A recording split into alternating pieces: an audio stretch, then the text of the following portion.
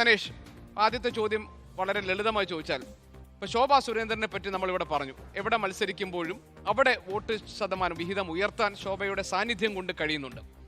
പിന്നെ രമേശ് പിഷാരടിയെ കുറിച്ച് എതിരഭിപ്രായം തനേഷിനുമില്ല, കാരണം അവിടെ ഒരു സമ്മതനാകുന്ന തരത്തിൽ അവതരിപ്പിക്കാൻ UDF-ന് കഴിഞ്ഞു. ഇവർക്ക് രണ്ടുപേർക്കും അനുയോജ്യമായി, അല്ലെങ്കിൽ അവിടെ ഒരു ത്രികോണ പോരാട്ടത്തിന് അതിന് യോജിച്ച തരത്തിലുള്ള ഒരു സ്ഥാനാർത്ഥിയാണോ ഇടതു മുന്നണി NMR റസാഖ്? എല്ലാവർക്കും മത്സരിക്കാനുള്ള അവകാശമുണ്ട്, അതൊക്കെ നമ്മൾ മാനിച്ചുകൊണ്ട് തന്നെ ഞാൻ ചോദിക്കാം.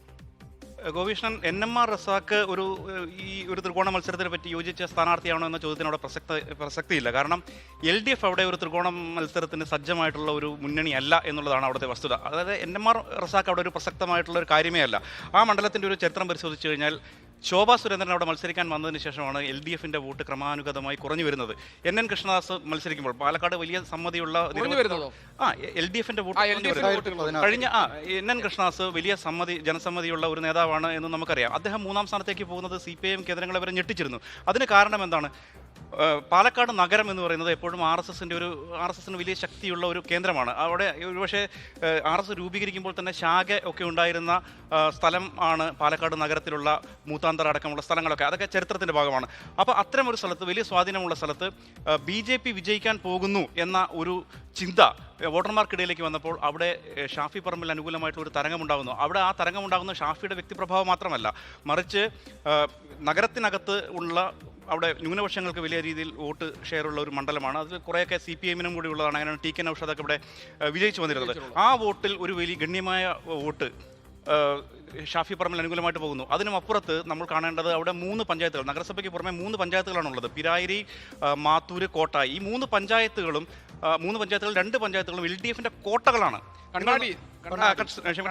ഈ 2 പഞ്ചായത്തുകൾ LDF-ന്റെ കോട്ടകളാണ്. നിങ്ങൾ കഴിഞ്ഞ തവണത്തെ 2023 തെരഞ്ഞെടുപ്പിൽ അവസാന നിമിഷം വരെ അവിടെ വിജയിക്കാൻ പോകുന്നത് NDA സ്ഥാനാർത്ഥിയാണ് എന്നുള്ള നിലയിലായിരുന്നു കാര്യങ്ങൾ. പോലും നമ്മൾ TV സ്ക്രീനിൽ കണ്ടുകൊണ്ടിരുന്നതാണ്.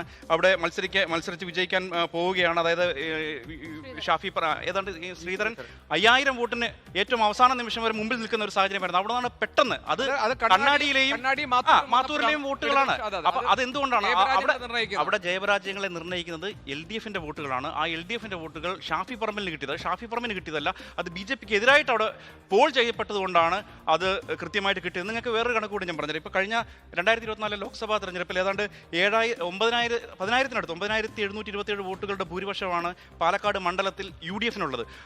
അതേസമയം നമ്മുടെ തദ്ദേശ തെരഞ്ഞെടുപ്പിൽ ഏതാണ്ട് 6,000-നടുത്ത് വോട്ടുകൾ മാത്രമാണ് UDF-നുള്ളത്. പക്ഷേ അവിടെ 2ാം സ്ഥാനത്ത് വന്നിരിക്കുന്നത് LDF-ആണ്. അപ്പോൾ LDF-ന് അവിടെ ശക്തിയില്ല എന്നുള്ളതല്ല, പക്ഷേ LDF-ന്റെ വോട്ടുകൾ കൃത്യമായി BJP-യിലേക്കല്ല പോകുന്നത്, UDF-ലേക്കാണ് പോകുന്നത് എന്നുള്ളതാണ്.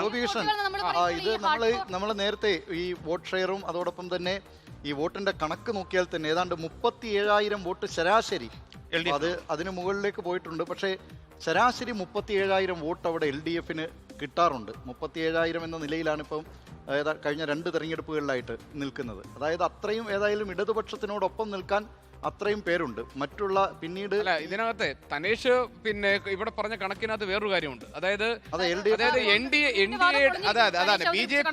BJP-യുടെ വരവിനെ തടയാൻ വേണ്ടി ഇടതുമുന്നണിയിൽ നിന്നുള്ള വോട്ടുകൾ അവിടെ UDF-ന് അനുകൂലമായി പോയി എന്നാണ്. അങ്ങനെയുള്ള ഒരു സ്ഥലത്ത് എങ്ങനെയാണ് ഈ ഡീൽ ആരോപണം ഉന്നയിക്കുക എന്നുള്ളതാണ്.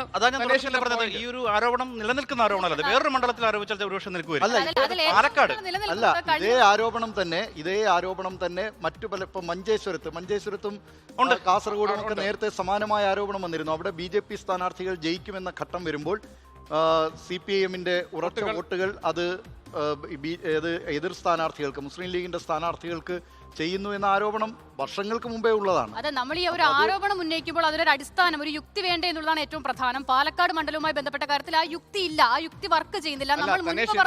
ഞാൻ ഒറ്റ കാര്യം, മണ്ഡലം സ്പെസിഫിക് ആയിട്ടുള്ള ഒരു ആരോപണം എന്നതിനേക്കാൾ അപ്പുറത്ത് ഇതിനകത്ത് ഗൗരവമുള്ള ഒരു രാഷ്ട്രീയ ആരോപണം വേറെ നിൽക്കുന്നു. ഇപ്പോൾ മുഖ്യമന്ത്രിയുടെ മകളുമായി ബന്ധപ്പെട്ട കേസ് വന്ന സമയത്ത് ആരോപണം എന്തായിരുന്നു? അത് ഒതുക്കി തീർക്കാൻ വേണ്ടിയുള്ള ശ്രമങ്ങൾ ഉണ്ടായി എന്നായിരുന്നു. ആരോപണം എന്തായിരുന്നു? ഡൽഹിയിൽ പോയി കണ്ട് സംസാരിച്ചത് സംബന്ധിച്ചിട്ടുള്ള കാര്യങ്ങളിലായിരുന്നു. അപ്പോൾ ഞാൻ പറഞ്ഞത് ഇതൊരു മണ്ഡലം സ്പെസിഫിക് ആയിട്ട് ഇപ്പോൾ KC വേണുഗോപാൽ ഒരു കാര്യമായി പറഞ്ഞു എന്നതിന് അപ്പുറത്ത് ഇത് ഗൗരവമുള്ളൊരു രാഷ്ട്രീയ ആരോപണമായി വളരെ നേരത്തെ തന്നെ, ഗൗരവമുള്ളത് ഞാൻ ഉദ്ദേശിക്കുന്നത് പ്രതിപക്ഷം ഉന്നയിക്കുന്ന ഒരു വലിയ ആരോപണമായി നേരത്തെ തന്നെ ഉണ്ട്. ഗോപി, അതിനിടയ്ക്ക് പക്ഷേ ആ ആരോപണത്തിനിടയ്ക്ക് നമ്മൾ അടുത്ത ഈ റൗണ്ടിലേക്ക് പോകേണ്ടതുണ്ട്. പക്ഷെ അടുത്ത വിഷയത്തിലേക്ക് പോകേണ്ടതുണ്ട്. എങ്കിലും ആ ഒരു കാര്യം കൂടി, ഇന്നലെ യൂത്ത് കോൺഗ്രസിന്റെ മുൻ സംസ്ഥാന വൈസ് പ്രസിഡന്റ് ആയിരുന്ന നുസൂർ തിരുവനന്തപുരത്തെ ചില മണ്ഡലങ്ങളിൽ ഈ നേരെ തിരിച്ചുള്ള ആരോപണമാണ് ഉന്നയിച്ചത്. അതായത് വട്ടിയൂർക്കാവ്, നേമം, അരുവിക്കര ഈ 3 മണ്ഡലങ്ങളിൽ അത്തരമൊരു ധാരണയുണ്ട്.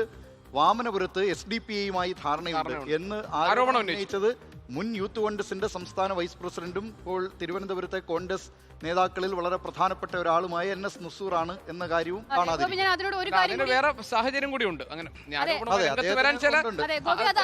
വ്യക്തിപരമായ സാഹചര്യം കൂടിയുണ്ട്. അത് പ്രധാനം കൂടിയല്ലേ ഗോപി? കാര്യം നിയമത്തെ സാഹചര്യം നമുക്ക് അറിയാവുന്നതല്ലേ. BJPയുടെ അക്കൗണ്ട് പൂട്ടിച്ചത് CPIM ആണ്. ഇത്തവണയാണ് മത്സരിക്കുന്നത് രാജീവ് ചന്ദ്രശേഖറാണ്. BJPയുടെ സംസ്ഥാന അധ്യക്ഷനാണ്. ജയം അനിവാര്യമാണ്. സ്വാഭാവികമായും കോൺഗ്രസ് വോട്ട് അങ്ങോട്ട് മറിക്കാമെന്നും. തൊട്ടടുത്ത് വട്ടിയൂർക്കാവിൽ ആരാണ്? K മുരളീധരനാണ് മത്സരിക്കുന്നത്. ആരോടാണ്? വളരെ ചുരുങ്ങിയ കാലം കൊണ്ട് അതെ വളരെ വലിയൊരു ഇമേജ് ഉണ്ടാക്കിയിട്ടുള്ള പ്രശാന്തിനോടാണ്. രണ്ടാം തെരഞ്ഞെടുപ്പിൽ കൃത്യമായി ഭൂരിപക്ഷം ഇരട്ടിയാക്കിയ പ്രശാന്തിനോടാണ്. അപ്പോൾ ലോകത്തെവിടെയായാലും ഏത് സമയത്തും 24 വാർത്തകളും ഓഗ്മെന്റഡ് റിയാലിറ്റി പാക്കേജുകളും എക്സ്പ്ലെയിനറുകളും വിശദമായി കാണാൻ ഞങ്ങളുടെ യൂട്യൂബ് ചാനൽ നിങ്ങൾക്ക് സബ്സ്ക്രൈബ് ചെയ്യാം.